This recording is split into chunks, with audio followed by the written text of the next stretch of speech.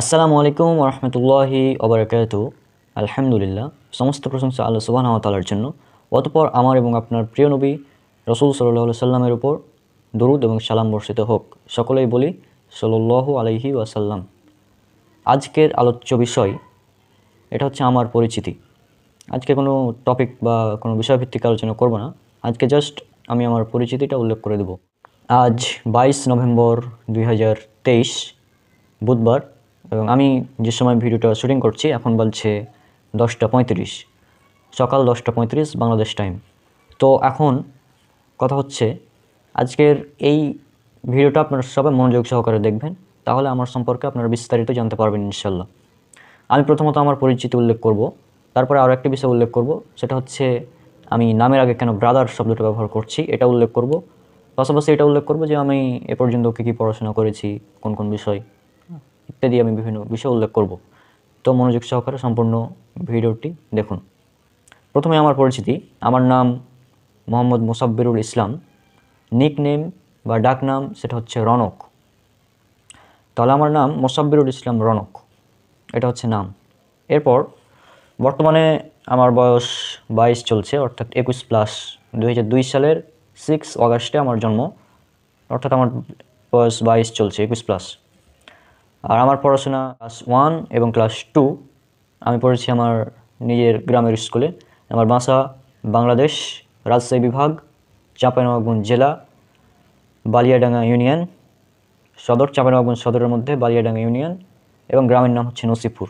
নসিপুর সরকারি প্রাথমিক বিদ্যালয়, এখানে ক্লাস 1 এবং ক্লাস 2 পড়াশোনা করেছি। অতঃপর আমি গিয়েছিলাম চাঁপাইনবাবগঞ্জ শহরে, সেখানে নবাবগঞ্জ সরকারি মডেল প্রাথমিক বিদ্যালয়, সেখানে পড়েছি ক্লাস 3, 4, 5। এরপর ক্লাস 6 থেকে ক্লাস 10 পর্যন্ত পড়েছি গ্রিন ভিউ উচ্চ বিদ্যালয়, চাঁপাইনবাবগঞ্জ। এরপর inter first year, inter second year অর্থাৎ কলেজ, সেটা করেছি নবাবগঞ্জ সিটি কলেজ, চাঁপাইনবাবগঞ্জ।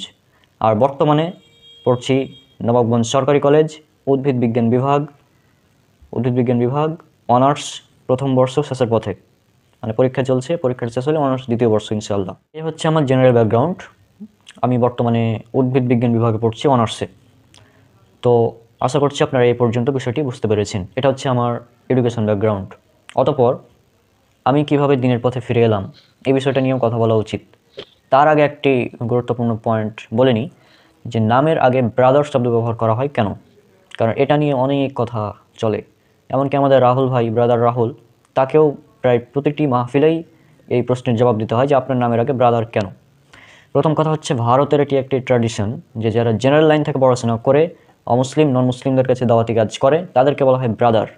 এই জন্য ভারতে যারা জেনারেল তাদেরকে সকলকেই ব্রাদার বলা হয়। অনেক ব্রাদার আছে, শুধু ব্রাদার রাহুল একজন বিষয়টা এমন না, অনেকেই আছে। নাম্বার 2, আল্লাহ পবিত্র কোরআনে বলেছেন, এটা উল্লেখ করা আছে সূরা হুজুরাত, সূরা নম্বর 49, আয়াত নম্বর 10, যে মুমিনরা পরস্পরের ভাই ভাই, অর্থাৎ মুমিনরা পরস্পরের ব্রাদার। তাহলে ব্রাদার মানে ভাই। মানে আপনি যখন আমাকে বলবেন ব্রাদার রনক বা ব্রাদার রাহুল, তখন আপনি আমাকে ভাই বলে সম্বোধন করবেন। আর আমি যেহেতু মুসলিমদের ভাই, এজন্যই ব্রাদার শব্দটা ব্যবহার করা হয়। আরও একটি বিষয়, অনেকেই বাংলাদেশের যেটা মানে ট্র্যাডিশন বলতে পারেন, বাংলাদেশে প্রায় মুখে একটু দাড়ি টুপি দেখলেই বলবে হুজুর কেমন আছেন, এবং অনেকে বাড়ির শায়েক পর্যন্ত বলে। তো এই কারণে আমি পার্সোনালি নিজের নামের আগে ব্রাদার শব্দটা ব্যবহার করার ইচ্ছা পোষণ করেছি। কারণ কি? কারণ আমাকে দেখলেই বলে হুজুর কেমন আছেন, অনেকে আবার বলে শায়েক কী খবর, কী অবস্থা, এভাবে কথা বলে অনেকেই। তো এটা আমার ব্যক্তিগতভাবে খুবই অপছন্দনীয় বিষয়, কারণ আমি তো এটা না ভাই, আমি তো হুজুর, শায়েক, আলেম কোনোটাই না, আমি তো জেনারেল ভাই। তো সেই হিসাবে আপনি আমাকে সর্বোচ্চ যেটা বলতে পারেন ভাই, এর চেয়ে বেশি কিছু বলার প্রয়োজন আছে বলে মনে হয় না। এই জন্য ব্রাদার রনক এই নামটা ব্যবহার করছি আমি ইদানিং। আর একটি কারণ এই নাম ব্যবহার করার, এটা একটি হিকমা বলতে পারেন। আমরা যেহেতু আহলে হাদিস, এখন এটার একটি ইতিহাস আছে, আমি কীভাবে আহলে হাদিস হলাম এ ব্যাপারে একটু পরে আলোচনা করছি। তো আমরা যেহেতু আহলে হাদিস, তো সেজন্য অনেক ভাইয়েরা, হানাফি, দেওবন্দি, বেরলভি, তারা এবং বিভিন্ন ভাইয়েরা আমাদেরকে গালি দেয়। কী বলে? ইহুদিদের দালাল বলে, খ্রিস্টানদের দালাল বলে।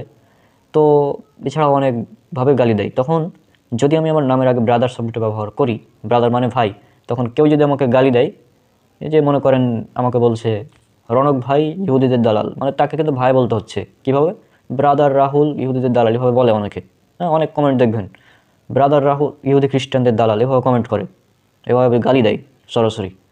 তো যেহেতু আমাদেরকে ইহুদিদের দালাল বলে, ইহুদিদের দালাল বলার আগে অবশ্যই তাকে ব্রাদার বলতে হচ্ছে, অর্থাৎ ভাই বলতে হচ্ছে। সে আমাকে গালি দিচ্ছে কিন্তু ভাই বলে সম্বোধন করতে সে বাধ্য। হ্যাঁ, যেমন যাদের নামের আগে শায়েক আছে, যেমন শায়েক আব্দুর রাজ্জাক বিন ইউসুফ, হ্যাঁ, শায়েক আহমদুল্লাহ, তাদের কিন্তু গালি দেওয়ার সময় শায়েক বলে কেউ গালি দেয় না, তাদেরকে সরাসরি নাম ধরে গালি দেয়। কিন্তু রাহুল ভাইকে যখন গালি দেয় ব্রাদার রাহুল, মানে ভাই বলতে সে বাধ্য। এই জন্য এটা আর একটি বিষয় যে নামের আগে ব্রাদার ব্যবহার করা উচিত। আর আমরা যেহেতু আলেম না, আমরা জেনারেল লাইনের স্টুডেন্ট, জেনারেল লাইন থেকে পড়াশোনা করেছি, তো এই জন্য এই আলেম এবং জেনারেল এর মধ্যে পার্থক্য নির্ণয় করার জন্য এই ব্রাদার শব্দটি ব্যবহার করা উচিত বলে আমি মনে করি। কারণ আমরা ভাই জেনারেল লাইনের ছাত্র, আমরা আলেম শায়েক ইত্যাদি আমাদের জন্য না, আমাদের জন্য ব্রাদারই যথেষ্ট। আর অমুসলিমরা একটি অভিযোগ করে থাকে আমাদের মুসলিমদেরকে যে মুসলিমরা হচ্ছে এরা বিজ্ঞানের কি বুঝে, এরা সায়েন্সের কি বুঝে, এরা তো মাদ্রাসা ছাপ, এভাবে একটা অভিযোগ করে। মাদ্রাসা ছাপ মানে মাদ্রাসার স্টুডেন্টকে তুচ্ছ তাচ্ছিল্য করে যে এরা বিজ্ঞান কিছু বুঝে না, এভাবে তারা অভিযোগ করে। কিন্তু আমার নামের আগে যেহেতু ব্রাদার, আমাকে এই অভিযোগটা সে করতে পারবে না। কেন? প্রথমত আমি সায়েন্সের স্টুডেন্ট, এবং দ্বিতীয়ত আমি আলেম না, আমি কখনো মাদ্রাসায় পড়িনি, সুতরাং মাদ্রাসা ছাপ বলার কোনো সুযোগই নাই তার। এটি আর একটি হিকমা বলতে পারে। আর আমাদের বাংলাদেশেও এই ট্র্যাডিশনটা চালু করা উচিত, যে ভারতে তো আলেম এবং জেনারেলের মধ্যে পার্থক্য ব্রাদার দিয়ে করা হয়, তা আমাদের বাংলাদেশে করা উচিত, আমি মনে করি এটা। তো যাই হোক, এটা ছিল নামের আগে ব্রাদার ব্যবহার করার উল্লেখযোগ্য কিছু কারণ। আমি কীভাবে দিনের পথে ফিরে এলাম এবং কিভাবে আহলে হাদিস হলাম। প্রথম কথা হচ্ছে আমার ফ্যামিলি, আমার বাবার বংশ যেটা, এটা সম্পূর্ণ হানাফি। আমার বাপ দাদা পুরুষ যতজন আছে সবাই হানাফি। অপরদিকে আমার আম্মুর যেটা বংশ, আমার আম্মা, তারপর নানি, আমার নানা, তারপর মামা, এনারদের যে বংশ এটা সম্পূর্ণ আহলে হাদিস। মানে আপনারা বলতে পারেন আমি জন্মগত অর্ধেক হানাফি অর্ধেক আহলে হাদিস, জন্মগতভাবে। হ্যাঁ, যদিও জন্মগতভাবে হানাফি হিসাবে, যেহেতু বাবার বংশ হিসাবে ধরা হয়, সেই হিসাবে জন্মগত আমি হানাফি। এরপরের আরেকটি পয়েন্ট, সেটা হচ্ছে ঘটনাটা আমি সবগুলো বলছি না, সবগুলো বললে অনেক টাইম লেগে যাবে। তো এটা মনে করতে পারেন 2015 সাল, আমি তখন ক্লাস 7-এ পড়ি। তখন ক্লাস 6 থেকে 7 এই টাইমের মধ্যে আমি অনেক সংশয়ের মধ্যে ছিলাম যে আসলে এই সৃষ্টিকর্তা বলতে কেউ আছে কি নাই ইত্যাদি নিয়ে অনেক সংশয়ে ছিলাম। এমনকি আমি মানে বিশ্বাস তো ছিল না, তারপর আমি এভাবে বলতাম যে আল্লাহ যদি তুমি থেকেই থাকো তাহলে এটা আমাকে দাও, এরকম বিভিন্ন ধরনের কথা বলতাম সে সময়। তো যাই হোক, আল্লাহ মাফ করুন, এই বিষয়গুলো বলতেও কেমন লাগে এখন। তো এগুলো আর বলছি না। মূল কথা আপনারা বলতে পারেন যে আমি নাস্তিক ছিলাম বা সংশয়বাদী ছিলাম, তারপরে ইমান এনেছি আল্লাহর রহমতে, আল্লাহ হিদায়াত দিয়েছেন। তারপরে বলতে পারেন যে আমি সংশয়বাদী ছিলাম, এবং এই অবস্থায় সংশয়বাদী থেকে বের হয়েছিলাম। মাঝে মাঝে ডক্টর জাকির নায়েক স্যারের ভিডিও আসতো, সেগুলো দেখতাম অনলাইনে ইউটিউবে, মাঝে মাঝে দেখতাম, মানে একদম রুটিন করে যে সব দেখতাম বিষয়টা এমন না, মাঝে মাঝে ভিডিও আসতো দেখতাম। আল্লাহর রহমতে আল্লাহ হিদায়াত দিয়েছেন, তারপর সংশয় দূর হয়েছে। সংশয় দূর হওয়ার পরেও হ্যাঁ বিশ্বাস হয়েছে যে আল্লাহ আছেন, ইসলাম সত্য, এগুলো বিশ্বাস ছিল। কিন্তু নামাজ পড়তাম না, মাঝে মাঝে পড়তাম, এরকম ছিল অবস্থা। তারপর ঘটনা 2019-এর, তখন 2018 ক্লাস 10-এ উঠলাম। ক্লাস 10-এ উঠে আমি একদম নিয়মিত নামাজ ধরলাম। হ্যাঁ, সেটাও একটি ঘটনা আছে, সেগুলো বিস্তারিত বলছি না কী কারণ। তো যাই হোক, তখন থেকে নামাজ পড়া শুরু করলাম। নামাজ পড়তাম হানাফি মাযহাব অনুযায়ী পড়তাম তখনও, কারণ তখন আমি এই আহলে হাদিস শব্দটা শুনিনি সে সময়। এর কারণ কি আমি পরে বলছি। তো 2018 সালে নামাজ পড়তাম, 2019 পড়লাম, 2020 ঘটনা 2020-এ ইন্টার ফার্স্ট ইয়ারে উঠলাম। তখন আমার কলেজে এক নতুন ফ্রেন্ডের সাথে পরিচয় হলো। হ্যাঁ, তো সে ফ্রেন্ড হচ্ছে জন্মগতভাবে আহলে হাদিস, এবং তার সাথে পরিচয় হয়ে বিভিন্ন বিষয় নিয়ে কথা হতো, যে এই আমরা জোরে আমিন বলি, তারপর এই যে হাত তুলি, এটা কি তখন বুঝতাম না, রফল ইয়াদাইন, হ্যাঁ, বুকে হাত বাঁধি, এগুলো নিয়ে অনেক আলোচনা হতো আর কি। আমি তো বুঝতাম না তখন ইসলাম সম্পর্কে, যে আলোচনা হতো। তো সেই হিসাবে তার মুখে সর্বপ্রথম শুনি আহলে হাদিস, মানে ওরা বলছে আমরা আহলে হাদিস। আমি তো অবাক, ভাই কি নতুন শব্দ শুনলাম, এতদিন শুনে এসেছি হানাফি আর শাফি, আর কিছু জানতাম না। কিন্তু তখন 2020 সালে প্রথম এই আহলে হাদিস শব্দটা আমি শুনি। মানে আমি আহলে হাদিস এই শব্দটা শুনেছি 2020 সালে সর্বপ্রথম। চিন্তা করতে পারেন, 2020 সালে আমি আহলে হাদিস শব্দটা শুনেছি। এর আগে আমার ফ্যামিলির অর্ধেক আহলে হাদিস, তারপরে আমি শব্দটা শুনিনি। কারণ কি? কারণ আমাকে বলতো যে, মানে আমার আম্মারা বলতো যে আমরা হচ্ছে শাফি আর তোমার আব্বুরা হচ্ছে হানাফি, শাফি আর হানাফি দুটা মাযহাব। আমি এটাই মনে করতাম যে পৃথিবীতে হয়তো দুটাই মাযহাব আছে, একটা হানাফি আর একটা শাফি। আরও দুটা মাযহাব আছে, আমি জানতাম যে মোট 4টি মাযহাব আছে, অন্য 2 মাযহাবের নামই জানতাম না। মালিকি এবং হাম্বলি, এই 2টি মাযহাবের নামই জানতাম না। জানতাম সাফি আর হাম্বলি। সাফি কারা? আমার নানারা সাফি। আর হানাফি কারা? হানাফি হচ্ছে আমার আব্বারা। এটা জানতাম। তো এটা তেমন কিছু না। আর ইমাম আবু হানিফা রহমাহুল্লাহ, এ ব্যাপারে তখন তেমন জানতাম না যে একজন ইমাম ছিলেন ইমাম আবু হানিফা, তিনি হয়তো এই মাযহাবটা নিয়ে এসেছেন। আরেকজন ইমাম ছিলেন ইমাম শাফি, তিনি হয়তো এই মাযহাবটা নিয়ে এসেছিলেন, এবং বিষয়গুলো এরকম ছিল। তখন এগুলো কিছুই বুঝতাম না। 2020 সালে যখন আহলে হাদিস শব্দটা শুনলাম, তখন ভাবলাম যে আহলে হাদিস জিনিসটা কি, এটা আমাকে জানতে হবে। তো জানলাম আহলে হাদিস যারা, তাদের দাবি হচ্ছে আমরা কোরআন এবং সহিহ হাদিস মানব। এখন আবার একটা ভাই নতুন শব্দ, সহিহ হাদিস। এটা আবার কি? এতদিন শুনে এসেছি কোরআন এবং হাদিস, এখন আবার নতুন যুক্ত হলো সহিহ হাদিস। তো আজীব ব্যাপার, সহিহ হাদিস। সহিহ হাদিস করতে করতে তখন দেখলাম যে কয়েকটি হাদিসের অ্যাপস ডাউনলোড করলাম। আল হাদিস অ্যাপ, বাংলা হাদিস অ্যাপ যেগুলো ছিল।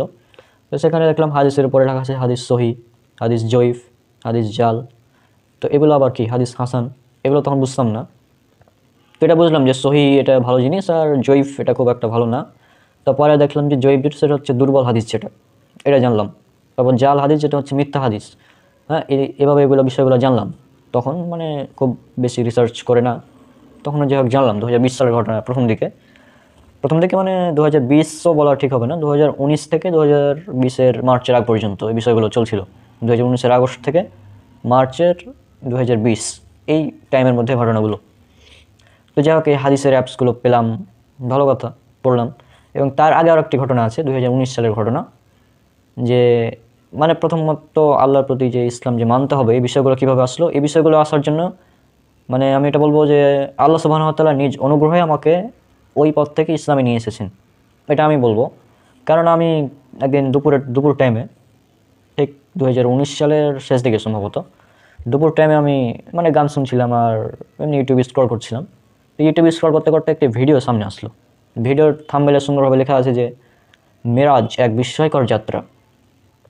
তো ভিডিওর থাম্বনেইলটা দেখে ভালো লাগলো, তখন ক্লিক করলাম। ভিডিওটা ছিল বাসিরা চ্যানেলের ভিডিও, আপনারা সবাই হয়তো চ্যানেলটির সম্পর্কে জানেন। তো সেই ভিডিওটা দেখলাম, পার্ট 1, পার্ট 2, পার্ট 3, মানে সাথে সাথে দেখলাম। মানে এতটা ভালো লেগেছিল সে সময় মিরাজের ঘটনা শুনে। তো যাই হোক আমাকে তখন আর ওই চ্যানেলের ভিডিওগুলো অনেক ভালো লাগছিল। তো যে কারণে আমি আমার এক ফ্রেন্ডকে বললাম, যে তার বাসায় ওয়াইফাই ছিল, তাকে বললাম যে তুই এক কাজ কর, এই চ্যানেলের যতগুলো ভিডিও আছে সবগুলো ডাউনলোড করে আমাকে দে। তখন আমার বাসায় ওয়াইফাই ছিল না, তার বাসায় ছিল। তখন সে আমাকে সবগুলো ভিডিও ওই চ্যানেলের ডাউনলোড করে দিয়েছিল। তারপর আমি সবগুলো ভিডিও দেখলাম। মিরাজ এক বিস্ময়কর যাত্রা, হ্যাঁ, তারপর নবীদের জীবনী সম্পর্কে কয়েকটি ভিডিও ছিল, 14টার মতো ছিল মেবি, সেগুলো দেখলাম। তারপর জীবন মৃত্যু জীবন সিরিজ বাসিরা চ্যানেলের, এগুলো দেখলাম। এগুলো দেখার পর তোরা একটি ভয় কাজ করলো আল্লাহর প্রতি। এবং তারপর বিভিন্ন ইসলামিক লেকচার, যেমন সবচেয়ে বেশি কাজ করেছিল ডক্টর খন্দকার আবদুল্লাহ জাহাঙ্গীর রহমাহুল্লাহর বিষয়গুলো। তিনি একটি ভিডিওতে বলেছিলেন, যে ভিডিওটা সম্ভবত আপনারা সবাই দেখেছেন, অনেকেই দেখেছেন হয়তো, যে তিনি একটা ভিডিওতে একবার বলেছিলেন যে মানে একজন প্রশ্ন করেছিল যে এক এক হুজুর এক এক কথা বলে, আমরা কোন দিকে যাব। তো তখন তিনি বলেছিলেন যে আপনি দুনিয়ার বেলায় মানে বাজার করতে গিয়ে দেখেন যে কোনটা ভালো সবজি, হ্যাঁ, বেগুনটা ভালো কিনা, এই সবজিটা ভালো, কোন সবজি খারাপ, এটা আপনি যাচাই করেই নেন। আপনি সবজিগুলো যাচাই বাছাই করেই নিয়ে থাকেন। কিন্তু ইসলামের বেলায় আপনি যাচাই বাছাই করছেন না। আপনার কাছে ইসলামের চাইতে বা জান্নাতের চাইতে আলু পটলের দামই বেশি। এই ভিডিওটা তিনি বলেছিলেন। এবং এই ভিডিওটা দেখার পর আমিও তখন ভাবলাম যে হ্যাঁ, আমাকে ইসলাম জানা উচিত, তবে ইসলাম জানার আগে আমাকে সব কিছুকে যাচাই বাছাই করা উচিত। তো তখন থেকেই আমি সব কিছুকে একদম রিসার্চ করতে শুরু করলাম, হ্যাঁ, কোন জিনিসটা সঠিক, কোন জিনিসটা ভুল। একটি বিষয় আপনার জানে প্রচলিত আছে, কোরআনের আয়াত সংখ্যা ৬৬৬৬, কিন্তু এটি সম্পূর্ণ ভুল। কোরআনের সঠিক আয়াত সংখ্যা হচ্ছে ৬২৩৬। এই বিষয়টা আমার বন্ধু, আমার ওই আহলে হাদিস ফ্রেন্ড, সে সর্বপ্রথম বলেছিল যে কোরআনের আয়াত সংখ্যা ৬২৩৬। আমি সে সময় বিশ্বাসই করিনি। আমি তাকে এখন চ্যালেঞ্জও করেছিলাম যে আমি আজকে প্রমাণ করবো, গুণে দেখাবো যে কোরআনের আয়াত ৬৬৬৬টা। মানে এত বছর ধরে শুনে আসছে কোরআনের আয়াত ৬৬৬৬টা, আর তুমি এসে বলছো ৬২৩৬, এটা কি মেনে নেওয়া যায়? তখন আমি যাই হোক প্রায় 5 থেকে 6 বার একদম একটানা আয়াতগুলো গণনা করলাম। প্রতিবারই ৬২৩৬, ৬২৩৬, ৬২৩৬।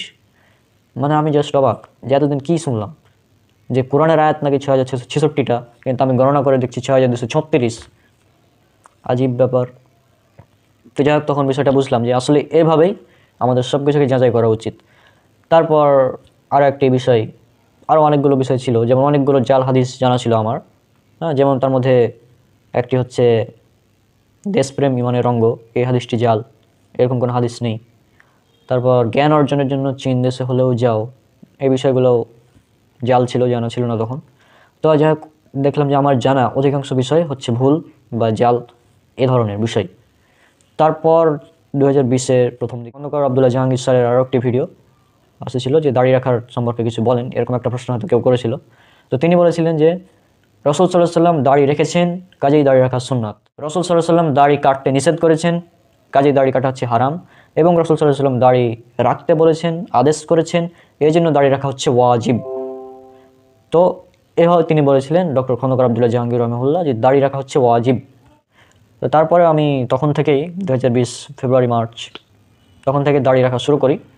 প্রথম আমার ফ্যামিলি থেকেও বাধা এসেছিল যে দাড়ি রাখছো কেন এই বয়সে দাড়ি রাখার দরকার নাই, এরকম অনেক কথাই বলেছিল। অনেকে বলেছিল যে এখন দাড়ি রাখছো, দাড়ি রাখলে কোনো মেয়ে তোমাকে বিয়ে করবে না, এরকম কথা বলেছিল। তা আমি ভাবলাম, যে মেয়ে আল্লাহ রসুলের সুন্নাতকে পছন্দ করে না তাকে আমি নিজেই বিয়ে করব না, ঠিক আছে? অর্থাৎ যে দাড়িকে পছন্দ করবে না তাকে বিয়ে করার কোনো প্রশ্নই ওঠে না, এটা হচ্ছে কথা। আর বিয়ে নিয়ে অনেক কথা আছে, এগুলো পরে যাই হোক বলবো, এগুলো না বলাই ভালো। হ্যাঁ, তো এটা হচ্ছে মূল কথা।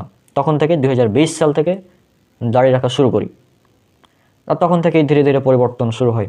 তখন থেকেই নামাজের বিভিন্ন মাসালাগুলো দেখি যে আল্লাহ রসুল যখন সালাত আদায় করতেন, হ্যাঁ, সহিহ বুখারীর হাদিস 735 থেকে 739, যে আল্লাহ রসুল যখন সালাত আদায় করতেন তখন কি করতেন? রুকুতে যাওয়ার সময় 2 হাত উত্তোলন করতেন, রুকু থেকে ওঠার সময় 2 হাত উত্তোলন করতেন। আবার 2 রাকাত শেষে যখন দাঁড়াতেন, অর্থাৎ তাশাহুদ পড়ে, তখনও 2 হাত উত্তোলন করতেন। সহিহ বুখারী, মুসলিম, আবু দাউদ, তিরমিজি, নাসাই, ইবনে মাজাহ সবগুলো হাদিসেই আছে। তো এই হাদিসগুলো দেখার পর আমি তো অবাক যে এগুলো হাদিসে আছে, তো মানুষ কেন করে না? তখন জানলাম আহলে হাদিস আর হানাফি একটি ব্যাড আছে, এখানে সমস্যা আছে। এই সমস্যাগুলো যাই হোক দেখতে হবে কী করা যায়। তারপর সালাতে হাত বাঁধার স্থান, সহিহ বুখারী হাদিস নাম্বার 740, যে আল্লাহ রসুল যখন সালাত আদায় করতেন তখন ডান হাত বাম হাতের জিরার উপর রাখতেন। জিরা মানে বাহু, জিরার উপর রেখে ছেড়ে দাও, যেখানে যাবে যাক। আমি তখন থেকেই এই আমলটা করি। আমি কিন্তু এখনও বলি না যে হাত বুকের ওপর বাঁধতে হবে, হ্যাঁ, বা নাভির উপর বাঁধতে হবে, এমনটা কিন্তু আমি বলি না। আমি বলি বাম হাত ডান হাতের জিরার উপর রেখে ছেড়ে দাও, সহিহ বুখারীর হাদিস, অন্য মতভেদে যাওয়ার প্রয়োজনই নেই, আমি এটা মনে করি। আর সালাতে হাত বাঁধার স্থান নিয়ে একটি স্বতন্ত্র বই আছে, ব্রাদার রাহুল হোসেন, তিনি কিছুদিন আগে বইটা মুক্তাসর করেছেন 2022 সালে। সে বইটা হচ্ছে মেবি এটা, বইটা আমার কাছে আছে। যাই হোক, এখানে অনেকগুলো দলিল নিয়ে আসা হয়েছে, অনেকগুলো দলিল নিয়ে আসা হয়েছে। এটা হচ্ছে সালাতে হাত বাঁধার স্থান। আমি বলি, এখানে একটি চ্যালেঞ্জ করে দিতে চাচ্ছি, যত হানাফি মুকাল্লিদ আছে, রেজাউল করিম আবরার বলেন, মুফতি শফিক আসমি বলেন, আর মুফতি শামসুদ্দো আশরাফি বলেন, হ্যাঁ, রিজওয়ান রফিকি বলেন, আর লুৎফর রহমান ফারাইজি বলেন, যে কেউ বলেন, যত বড় বড় হানাফি মুকাল্লিদ যাদের নামের আগে মুফতি, তাদেরকে যদি চ্যালেঞ্জ করা হয় যে ব্রাদার রাহুল হোসেনের এই বইয়ের বিরুদ্ধে, এই বই যতগুলো দলিল আনা হয়েছে, একটি দলিলকে ভুল প্রমাণ করুক, এই বইয়ের বিরুদ্ধে 1 পৃষ্ঠা লিখে দেখাক, পারবে না, সম্ভবই না। আপনি তাদেরকে বলতে পারেন, তাদেরকে বইটা গিফট করতে পারেন, বলে এটা চ্যালেঞ্জও করতে পারেন, নো প্রবলেম। হ্যাঁ, তো এটা হচ্ছে সালাতে হাত বাঁধার স্থান নিয়ে যদি কোনো মতভেদ থাকে, এই বইটা আপনারা পড়বেন, ইনশাল্লাহ বিভ্রান্তি একদম ক্লিয়ার হয়ে যাবে। মূল হচ্ছে শেখ কেফায়েতুল্লাহ সানাবিলি, তার লেখা। তার বইকে অনুবাদ করেছেন আহমদুল্লাহ সৈয়দপুরি উস্তাদ, তারপর মুক্তাসর করেছেন ব্রাদার রাহুল হোসেন। এটা হচ্ছে মূল কথা, আপনারা এই বইগুলো পড়তে পারেন। ব্রাদার রাহুল হোসেনের আরও কিছু বই আছে, তাকলিদ, বিভ্রান্তি নিরসন, যদিও বইটা আমার হাতে এখন আসেনি, তারপর সেটা আপনারা পড়তে পারেন। তারপর আহলে হাদিস হানাফি মাযহাব ইখতিলাফ নিরসন, সেটা পড়তে পারেন। এই বইগুলো পড়লে আপনার আহলে হাদিস এবং হানাফিদের মধ্যে যে দ্বন্দ্বগুলো আছে, এগুলো খুব সহজে সমাধান করা সম্ভব, একদম দলিল সহকারে সমাধান করা সম্ভব। কিছু বিষয় আছে, যেমন আরেকটি বিষয় আমি দেখেছিলাম সেই 2020 সালেই, যে হানাফিরা তারা বলে যে ইমামের পেছনে মুক্তাদির সূরা ফাতিহা পড়ার প্রয়োজন নেই। আর শাফি, মালিকি, হাম্বলি তারা বলে ইমামের পেছনে সূরা ফাতিহা পড়তে হবে। ইমাম শাফি বলেছেন ফরজ, যদি না পড়ো নামাজি হবে না। তো এই বিষয়গুলো নিয়ে আমি চিন্তা করলাম যে ভাই, এত বড় বড় আলেম তারা বলছেন, একজন বলছেন পড়ার দরকার নেই, আরেকজন বলছেন যে না পড়লে নামাজি হবে না। আমি তো তখন ভাই বিপদে, আমি এখন কী করবো? আমি তো নতুন এই লাইনে। আমি তখন ভাবলাম যে এক কাজ করি, যে এক হুজুর বলছে ইমামের পেছনে সূরা ফাতিহা পড়ার দরকার নেই, কিন্তু তিনি কিন্তু এটা বলেননি যে ইমামের পেছনে সূরা ফাতিহা যদি পড়ো তাহলে নামাজ হবে না, এই কথা কিন্তু তিনি বলেননি। হ্যাঁ, আলা খুঁজে বলছেন কি যে ইমামের পিছনে সূরা ফাতিহা পড়া ফরজ, না পড়লে নামাজই হবে না। এখন আমি তো সাধারণ মানুষ, আমি আমার সাধারণ চিন্তায় মনে করলাম যে আমার জন্য নিরাপদ কোনটা। দেখলাম আমার জন্য নিরাপদ হচ্ছে সূরা ফাতিহা পড়ে নেওয়া। কারণ আমি যদি সূরা ফাতিহা পড়ে নিই তাহলে সবার মতে আমার নামাজ হয়ে গিয়েছে, কিন্তু যদি আমি ইমামের পিছনে সূরা ফাতিহা না পড়ি তাহলে কারো মতে নামাজ হলো না। এই বিষয়গুলো আসলে বিস্তারিত আলোচনার প্রয়োজন, আমি এখানে বলছি না। তো যাই হোক, আমি এটা বোঝাতে চাচ্ছি যে একজন ইমাম বলছেন যে ইমামের পিছনে সূরা ফাতিহা পড়ার দরকার নেই, আর একজন বলছেন পড়তে হবে, পড়া ফরজ, না পড়লে নামাজ হবে না। তাহলে নিরাপদ হচ্ছে ইমামের পিছনে সূরা ফাতিহা পড়া, তাহলে দুজনের মধ্যে আমার নামাজ হয়ে গেল, নিরাপদ, সেফ, নো প্রবলেম। আর সূরা ফাতিহা পড়তে হবে কীভাবে? মনে মনে, অর্থাৎ জিভা লড়বে কিন্তু উচ্চারণ শব্দ হবে না, যেটা সহিহ মুসলিম হাদিস একাডেমি 764 নম্বর হাদিসে উল্লেখ করা আছে। আবু হুরায়রা বলেছেন, তুমি চুপে চুপে সূরা ফাতিহা পড়ো ইমামের পিছনে। আজকে একটা হাদিস আপনাদের দিয়েই দিচ্ছি, এটা হানাফি, শাফি, মালিকি, হাম্বলি, আহলে হাদিস সবার মতে, সবার ঐক্যমতে হাদিসটা সহিহ। এটা পাবেন ইসলামিক ফাউন্ডেশন সুনান দারাকুতনি, এবং আপনার হাদিস বিডের ওয়েবসাইটে যাবেন, হাদিস বিডের ওয়েবসাইটে পাবেন 1183 নং হাদিস। এই হাদিসটা পড়লে ইনশাল্লাহ ইমামের পিছনে সূরা ফাতিহা পড়তে হবে কি হবে না, এই নিয়ে আশা করি কোনো মতভেদ থাকা উচিত নেই। কারণ দেখুন এখানে হাদিসটি আপনারা লক্ষ্য করুন, স্ক্রিনে দেখুন, পরিচ্ছেদ নামাজ ইমামের পিছনে উম্মুল কিতাব পড়া ওয়াজিব। হাদিস নাম্বার 1183, আবু সাইদ আল ইস্তাখরি আল হাসান ইবনে আহমদ রহমাহুল্লাহ থেকে ইয়াজিদ ইবনে শারিক রহমাহুল্লাহ থেকে বর্ণিত, তিনি উমর রাদিয়াল্লাহু আনহু এর নিকট ইমামের পিছনে কিরাত পাঠ করা সম্পর্কে জিজ্ঞেস করেন। তিনি বলেন, তুমি ফাতিহাতুল কিতাব পড়ো। আমি বললাম, যদি আপনি ইমাম হন? তিনি বললেন, যদি আমি ইমাম হই তবুও। আমি বললাম, আপনি যদি সশব্দে কিরাত পড়েন? তিনি বলেন, যদিও আমি সশব্দে কিরাত পড়ি তবুও। মানে এই হাদিসের সমস্ত রাবি নির্ভরযোগ্য এবং এই হাদিসটা হচ্ছে সহিহ। এই হাদিসকে জয়ীফ প্রমাণ করার মতো কোনো মুকাল্লিদ এ পর্যন্ত জন্ম হয়নি। এটা হচ্ছে হাদিস, স্পষ্ট একদম, ইমামের পিছনে সূরা ফাতিহা পড়তে হবে কি পড়তে হবে না। তো আশা করছি এই হাদিসটা যে কেউ পড়বে সে বুঝতে পারবে পড়তে হবে কি পড়তে হবে না, সব মাসালা। উমর রাদিয়াল্লাহু আনহু, এটা কার ব্যাপারে বলা হচ্ছে? উমর রাদিয়াল্লাহু আনহু, খোলাফায়ে রাশিদিনের মধ্যে দ্বিতীয় খলিফা, তিনি বলছেন যে তুমি ইমামের পিছনে সূরা ফাতিহা পড়ো। তারপরে বললেন যে ভাই, তারপর সাহাবী আবার কি জিজ্ঞেস করলেন? তিনি কি জিজ্ঞেস করলেন যে যদি আপনি ইমাম হন, মানে উমর রাদিয়াল্লাহু আনহু যদি ইমাম হয়, মানে সাধারণ মানুষের পিছনে তো পড়বো, তো যিনি খলিফা উমর রাদিয়াল্লাহু আনহু তার পিছনে কি পড়তে হবে ইমামের পিছনে সূরা ফাতিহা? তিনি বলেন, হ্যাঁ আমার পিছনে পড়তে হবে, মানে যদি তুমি ইমাম হও তারপরেও পড়ো। তারপরে আবার জিজ্ঞেস করেন, যদি আপনি সশব্দে কিরাত পড়েন, মানে সশব্দে যেগুলো সালাত হয়, মাগরিবের প্রথম 2 রাকাত, ইশার প্রথম 2 রাকাত এবং ফজরের 2 রাকাত, তো তখন বললেন হ্যাঁ সশব্দে কিরাত পড়লেও পড়তে হবে। তো এটা আশা করছি মাসালা ক্লিয়ার হয়ে যাওয়া উচিত। যদিও আজকে ভিডিওটা আমি মাসালা ক্লিয়ার করার জন্য আসিনি, আমি জাস্ট আমার পরিচিতি দিতে এসেছি, তারপরেও এগুলো আলোচনার প্রেক্ষিতে চলে আসছে। এই হাদিসটা খুঁজে পেয়েছি আমি 2023 সালে, এর আগে আমি এই হাদিসটা খুঁজে পাইনি। তো যেহেতু এটা খুঁজে পেয়েছি সেই জন্য আপনাদের কাছে এটা উল্লেখ করে দিলাম। তো যাই, এটা হচ্ছে কথা যে ইমামের পিছনে সূরা ফাতিহা পড়তে হবে, এটা নিরাপদ, মতভেদে যাওয়ার প্রয়োজন নেই। তারপর রফল ইয়াদাইন, এটা যখন হাদিস পেলাম আমল করতে শুরু করলাম। সশব্দ আমিন বলার ব্যাপারে, কারণ আমি ছোটোবেলা থেকে দেখে আসছি যে আমার নানার বাড়ি যেটা মসজিদ, সেখানে জোরে আমিন বলে, হ্যাঁ সেখানে জোরে আমিন বলে, তারপর রফল ইয়াদাইন করে, হ্যাঁ তারপর অধিকাংশ মানুষ বুকের উপর হাত বাঁধে, এগুলো আমি দেখে আসছি ছোটোবেলা থেকে। তো তখন দেখলাম যে হাদিস আছে কিনা, তো হাদিস দেখলাম সুনান আবু দাউদ 932 নম্বর হাদিস, যে রাসূল সাল্লাল্লাহু আলাইহি ওয়াসাল্লাম যখন বলতেন গায়রিল মাগদুবি আলাইহিম ওয়ালাদ-দাল্লিন, তখন সশব্দে আমিন বলতেন। তারপর সুনান তিরমিজির হাদিস 248 নম্বর। এটা হচ্ছে কথা। এই ব্যাপারে বিস্তারিত আমার একটা ইচ্ছা আছে, ইনশাল্লাহ আমার এক্সাম যেহেতু চলছে, এক্সামটা শেষ হোক এবং কয়েক মাস বিষয়ে লেখাপড়া করব, এবং আমার ইচ্ছা আছে এই ইখতিলাফি যতগুলো মাসালা আছে আহলে হাদিস আর হানাফিদের মধ্যে, এগুলো নিয়ে একটা সমাধান করার আমি চেষ্টা করব। মানে কোনটা আপনার কাছে নিরাপদ হবে, যেমন ইমামের পেছনে সূরা ফাতিহা বলবেন নাকি বলবেন না, কোনটা সঠিক হবে, কোনটা নিরাপদ হবে, পাশাপাশি উভয় পক্ষের দলিল নিয়ে বিস্তারিত আলোচনা, এবং আলোচনাগুলো হবে 1 ঘন্টার অধিক, ইনশাল্লাহ 1 ঘন্টা 1.5 ঘন্টার অধিক আলোচনাগুলো হবে প্রতিটি মাসলার উপরে। সূরা ফাতিহা পড়া, রফল ইয়াদাইন করা, তারপর জোরে আমিন নাকি আস্তে আমিন, ইত্যাদি প্রতিটি বিষয়ে আমার ইনশাল্লাহ বিস্তারিত ভিডিও আসবে, এবং ভিডিওগুলো হবে একদম রেফারেন্স ভিত্তিক, দলিল সহ হানাফিদের বই থেকে দেখাবো ইনশাল্লাহ। যাই হোক, এ ব্যাপারে সূরা আমিন বলার হাদিস পেয়ে গেলাম, তারপর আমিন বলা শুরু করলাম। আমিন জোরে বলি, আমি সাধারণত আমিনটা বলি হবে আমিন, অর্থাৎ আমি নিজে শুনতে পাই, আশেপাশের মানুষ খুব কমই শুনতে পাই, খুব জোরে বলি না, মানে একদম চিৎকার করে আমিন বলি এরকম না, হ্যাঁ। তো এটা আর একটি ব্যাপার ছিল আমার আমিন বলার ব্যাপারে। তো এইভাবে হাদিসগুলো যখন পেয়ে গেলাম, নিজের চোখে যখন হাদিসগুলো দেখছি, তখন আমি কি করে হাদিসের উপর আমল না করে থাকতে পারি? আমি তো নিজের চোখে দেখছি আল্লাহ রসুল আমিন জোরে বলতেন, তো আমি কেন আসতে বলবো? আমি তো দেখতে পাচ্ছি আল্লাহ রসুল রফল দান করতেন, তো আমি কেন ছেড়ে দেবো? তাই না? আমি যখন হাদিসগুলো পাচ্ছি তখন আমি ছাড়বো কেন? এই চিন্তা থেকেই মূলত বিষয়গুলো নিয়ে হয়েছে। তারপর আকিদা সম্পর্কে যখন দেখতে গেলাম, আকিদা নিয়ে যখন পড়াশোনা করতে গেলাম, তখন দেখলাম যে আকিদার মধ্যে আবার 3 ধরনের মানে বিভক্তি আছে। একটা আশারি, একটা মাতুরিদি, আর এদের মধ্যে পড়তে হচ্ছে সালাফি বা আহলে সুন্নাহ ওয়াল জামাত। তো আকিদা নিয়ে অনেকগুলো বিভ্রান্তি দেখলাম, জামিয়া, মুতাজিলা ইত্যাদি অনেক আছে। তার মধ্যে সঠিক হচ্ছে আহলে সুন্নাহ ওয়াল জামাত বা সালাফি আকিদা, এটাই নিরাপদ। আমার আকিদা মানহাজ সালাফি, আলহামদুলিল্লাহ। এটা আমি 2020-এর পর থেকেই এবং তারপর মাঝে মাঝে ডক্টর জাকির নায়েক স্যারের ভিডিও দেখতাম বিভিন্ন সংখ্যামূলক প্রশ্নের জবাব জানার জন্য। তো সেগুলো ব্যাপারে আলোচনা করতে করতে আর কি এ পর্যায়ে এসেছি। আর বর্তমানে ইউটিউবিং শুরু করি 2020-এর শেষের দিকে, মানে প্রায় সেপ্টেম্বর অক্টোবর এরকম টাইমে। 2020-এর তখন থেকে আজ 2023 আজকে 22 নভেম্বর 2023 আজকে এ পর্যন্ত আমার ইউটিউবে ভিডিও আছে প্রায় 400-র অধিক আমার নিজের চ্যানেলে ইউটিউবে ভিডিও আছে। আমার এই চ্যানেলটা যেটা আপনার স্ক্রিনে দেখতে পাচ্ছেন, এই চ্যানেলে 400-র অধিক ভিডিও আছে।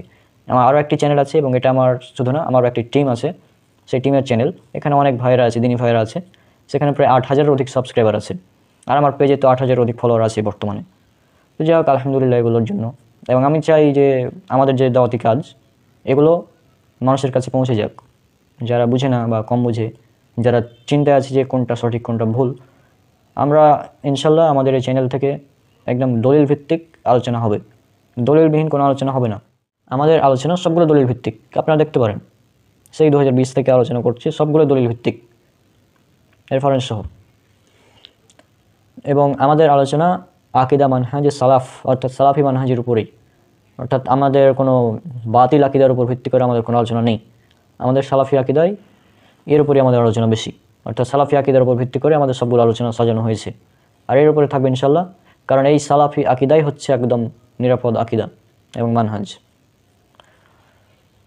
তো আশা করছি আপনারা বিষয়গুলো অনুধাবন করতে পারছেন।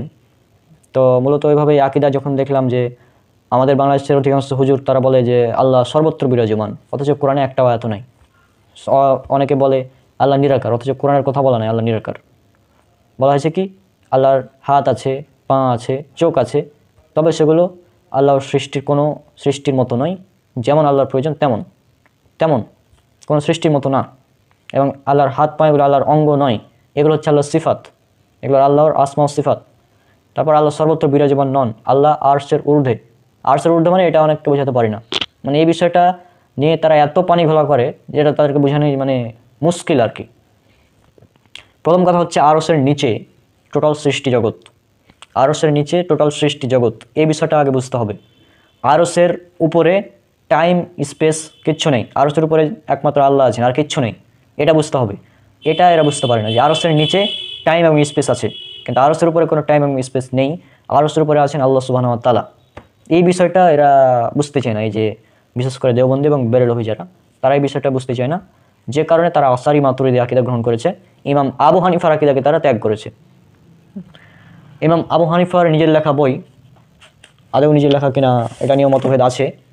ইমাম ডক্টর খন্দকার আব্দুল্লাহ জাহাঙ্গীর রহমাহুল্লাহ এই বইয়ের অনুবাদ করেছেন, এবং আমার সর্বপ্রথম ইসলামিক বই কিনা সম্ভবত এটাই। মানে আমি ইসলামিক বই যেটা কিনেছি সর্বপ্রথম এই বইটা কিনেছি, এই ফিকুল আকবর, ইমাম আবু হানিফা সম্পর্কে জানার জন্য। তো যাই হোক, আর একটি বই গতকাল কিনেছি আমি। এই বইটি পড়লে ইমাম আবু হানিফা সম্পর্কে, হানাফি মাযহাব সম্পর্কে বিস্তারিত ডিটেলস আলোচনা আছে আবু হানিফা সম্পর্কে। এই বইটি আমার পড়া হয়নি, ইনশাআল্লাহ খুব দ্রুতই পড়ে শেষ করব। তো এই বইটা পড়লে আপনারা ইমাম আবু হানিফা সম্পর্কে জানতে পারবেন। এটা দেখতে পাচ্ছেন বইটা, ইমাম আবু হানিফা রাহিমাহুল্লাহ সম্পর্কে আপনারা বিস্তারিত জেনে নেবেন এই বই থেকে। এবং এই দুটি বই পড়বেন, দুটি বই পড়ে তুলনামূলক আলোচনা দেখবেন, বুঝতে পারবেন। তো যাই হোক, এটা হচ্ছে ইমাম আবু হানিফা সম্পর্কে। ইমাম আবু হানিফার এই বইয়ে কিন্তু আকিদা আছে। ইমাম আবু হানিফার আকিদা হচ্ছে আল্লাহ আরশের উপর, আল্লাহর হাত আছে, পা আছে, চোখ আছে, চেহারা আছে, তবে সেগুলো আল্লাহর মতো কোনো সৃষ্টির মতো নয়। আর এগুলো হচ্ছে আল্লাহর সিফাত, আল্লাহর অঙ্গ নয়, পয়েন্টেড। তো এভাবে আমাদের আকিদাকে তারা বিভ্রান্ত করার চেষ্টা করে যে আহলে হাদিসরা দেহবাদী, এভাবে তারা বলে। তো যাই হোক, এই বিষয়গুলো নিয়ে বিস্তারিত ডিটেলস একটি সিরিজ চালু করবো ইনশাআল্লাহ খুব শীঘ্রই। এবং আপনারা জানেন বর্তমানে আমার চলছে খ্রিস্টান সিরিজ, অর্থাৎ বাইবেলের উপর একদম পোস্টমর্টেম সিরিজ চলছে বাইবেলের উপর, এবং সেটাও চলবে। পাশাপাশি এই ইখতিলাফি মশলাগুলো নিয়ে কিছু আলোচনা থাকবে, এবং এগুলো হচ্ছে ইখতিলাফ নিরসনমূলক আলোচনা, বিভ্রান্তি নিরসন, সাধারণ মানুষের জন্য আলোচনা, মানে সাধারণ মানুষ যেন বিভ্রান্ত না হয়। সাধারণ মানুষ দেখছে এক হুজুর এটা বলছে, এক হুজুর বলছে অমুক ইহুদির দালাল, অমুকের কথা শোনা যাবে না, বা এভাবে কথা বলছে, তো তারা যেন বিভ্রান্ত না হয় সেই জন্য আমরা এই আলোচনাটা করতে চাই। এই ইখতিলাফ নিরসন হবে সিরিজের নাম। ইনশাল্লাহ আপনাদের সেই সিরিজ দেখার অনুরোধ করে আজকের আমার এই পরিচিতি পর্ব এটি টানছি। ভিডিও অনেক লম্বা হয়ে গেছে, তাই না? এবার সংক্ষেপে বলে দিই, অনেক যেহেতু কথা বলে ফেলেছি। প্রথম কথা হচ্ছে 2020 সালের আগে পর্যন্ত আমি ছিলাম হানাফি। 2020-এর পর থেকে আমি আহলে হাদিস, আমি সালাফি মানহাজের উপরে আছি আলহামদুলিল্লাহ, এবং এর উপরে থেকেই যেন আমার মৃত্যু হয়। সালাফি মানহাজ, আহলুল হাদিস এবং পিওর খাঁটি মুসলিম, খাঁটি আহলে হাদিস, খাঁটি সালাফি না হওয়া পর্যন্ত যেন আমার মৃত্যু না হয়। এই দোয়া রেখেই আজকের আলোচনা আমি শেষ করতে যাচ্ছি, এবং সংক্ষেপে বলে দিচ্ছি 2020-এর পর থেকে আমি আহলে হাদিস হয়েছি। তারপর থেকে এই তুলনামূলক ধর্মতত্ত্ব নিয়ে স্টাডি করেছি, হিন্দু ধর্মগ্রন্থ পড়েছি, বাইবেল, খ্রিস্টানদের বাইবেল পড়েছি, অনেকগুলি পড়েছি, এবং আরও একটি কন্টিনিউয়াসলি আবার আমরা পড়া শুরু করবো এই বিষয়ে আমার কয়েকজন দিনী ভাইকে নিয়ে। তাদেরকে নিয়ে আমরা আবারও এই তুলনামূলক ধর্মতত্ত্ব স্টাডি প্ল্যান সাজিয়েছি। সেই স্টাডি প্ল্যান অনুযায়ী আমরা আবারও ধর্মগ্রন্থগুলো বিস্তারিতভাবে পাঠ করবো, অনুশীলন করবো। সব বাইবেল একদম A to Z, প্রতিটা অক্ষর A to Z পড়া হবে ইনশাআল্লাহ। হিন্দু ধর্মগ্রন্থের যতগুলো ধর্মগ্রন্থ আছে, যার মধ্যে যেগুলো মূল, যেমন বেদ, উপনিষদ, আর কয়েকটি পুরাণ, শ্রীমদ্ভাগবত পুরাণ, তারপর শ্রীমদ্ভাগবত গীতা, যেটা, এই কয়েকটি ধর্মগ্রন্থকে একদম বিস্তারিত A to Z প্রতিটি অক্ষর মানে এই ধর্মগ্রন্থগুলোর পড়া হবে, রেফারেন্স সহ স্টাডি করা হবে। সর্বশেষ যারা তলেবে ইলম, যারা ডক্টর জাকির নায়েক স্যারের মতো দাওয়াতি কাজ করতে চান, রেফারেন্স ভিত্তিক আলোচনা করতে চান, তাদের জন্য একটি বই সাজেস্ট করে আজকে আমি বিদায় নিচ্ছি। আজকে মূলত বিষয়টা কী ছিল বলেন তো? আমার পরিচিতি ছিল আলোচনার বিষয়, কিন্তু পরিচিতি আলোচনা করতে গিয়ে অনেক কিছু কথা চলে আসছে আর কি, যে কারণে বিষয়গুলো নিয়ে কথা বলতে হচ্ছে। রেফারেন্স ভিত্তিক কোরআন শিক্ষা, সাইম শাহরিয়ার ভাইয়ের লেখা বই। এই বই যদি আপনারা পড়েন, তো এই বই অনুযায়ী আপনারা যদি রেফারেন্সগুলো মুখস্থ করেন কোরআনের, তাহলে আপনারা ডক্টর জাকির নায়েক স্যারের মতো একদম অনর্গল রেফারেন্স দিয়ে কথা বলতে পারবেন ইনশাআল্লাহ। আজকের আলোচ্য বিষয় আমার পরিচিতি পর্ব এখানেই শেষ করছি, এবং আপনাদের আহ্বান করছি আমাদের খ্রিস্টান সিরিজ দেখার জন্য। আমাদের খ্রিস্টান সিরিজ আপনারা দেখতে থাকুন এবং অপেক্ষা করুন ইখতিলাফ নিরসন সিরিজের জন্য। ইখতিলাফ নিরসন সিরিজে আমরা সাধারণ মানুষের জন্য করণীয় কী, এগুলো নিয়ে আমরা আলোচনা করব, এবং পাশাপাশি একটি বই PDF আকারে সাজিয়ে অনলাইনে ছেড়ে দেবো ইনশাআল্লাহ, যেখানে ইখতিলাফি মশলাগুলো নিয়ে আলোচনা করা হবে ডিটেলস। তো আজকে বিদায় নিচ্ছি, দেখা হচ্ছে পরবর্তী কোনো ভিডিওতে ইনশাআল্লাহ। সবাই আমার জন্য অনেক অনেক দোয়া করবেন, আল্লাহ যেন আমাকে দিনের জন্য কবুল করেন। সবাই আমার জন্য দোয়া করবেন। আজকে বিদায় নিচ্ছি। আসসালামু আলাইকুম ওয়া রাহমাতুল্লাহি ওয়া বারাকাতুহু।